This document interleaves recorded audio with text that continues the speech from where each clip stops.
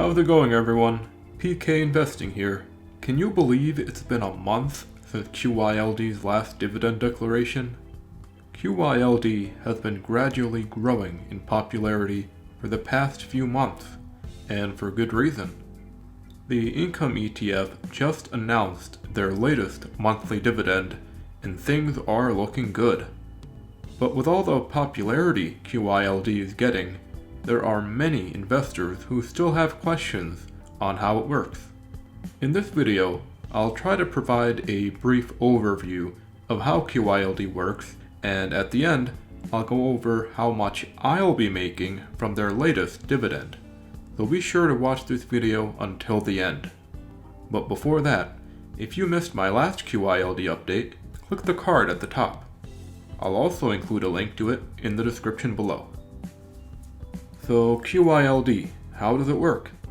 Well, the Global X website put out a nice article detailing how QYLD generates income for its shareholders. This is the article that we're going to follow. To start, we have to remember that QYLD is a covered call ETF, meaning that the primary source of income generation comes from writing covered calls. For QYLD, it sells at-the-money covered calls on the NASDAQ 100 index. This sounds fairly simple, and it is, but there are a few key differences that set this apart from regular options trading. You see, the covered calls that QYLD writes are on the index itself, and not the individual companies in that index. Why does this matter? Well, the first reason is that index options are settled in cash.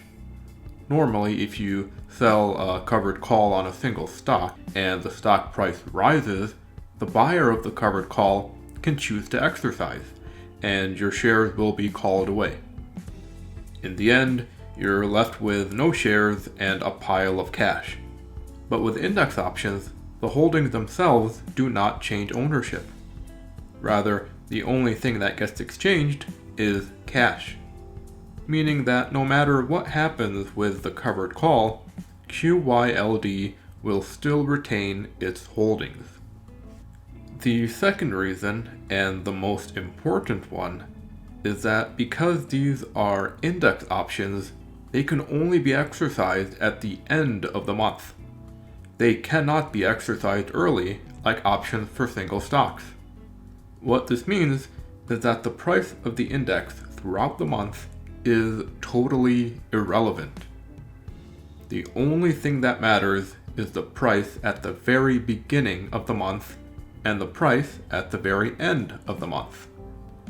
Everything in between is noise and has no effect on the end result. Let's illustrate this with a few market scenarios. In this first scenario, the NASDAQ 100 index finished below the starting price from the beginning of the month. In this case, QYLD keeps the premium like usual, and it does not have to pay anything to the buyer. The good thing is that even though the index value ended up being lower, the premium received attempts to offset the value loss. In this second scenario, the index finished at the same price that it started. QYLD has collected the premium from selling the covered call, and the overall value has remained constant. This is the best potential outcome for QYLD, as its holdings have retained value and income has been generated in the form of premiums. In this final scenario, the index finished higher than the starting price. QYLD settles in cash, so no stocks were exchanged. Do keep in mind that even though the premium was received, no capital gains were captured because the index finished above the strike price, and there could be potential loss depending on how high the index price rose. In summary, QYLD attempts to limit potential upside and downside using the premiums that it receives, and the premiums themselves are what drive QYLD. If you learned something new, consider dropping a like on this video and sharing it with a friend. And with that said, let's take a look at my own QYLD position. I've managed to acquire over 502 shares of the income ETF, so my projected payout for this month will be $112. Not bad. You can see the current monthly yield is just barely under 1%, and that's usually what QYLD tries to go for every month. I'll be reinvesting around half of this value back into QYLD to further fuel my cash generating engine. And the other half will go towards my dividend portfolio and my growth portfolio. What do you guys think about QYLD? I plan to make more educational videos about this ETF and how it works, so be sure to subscribe if you haven't already, and hit that bell notification to never miss a future upload. Thanks for watching. Take care, and I hope to speak with you again real soon. I am not a financial advisor. Investing always involves risk.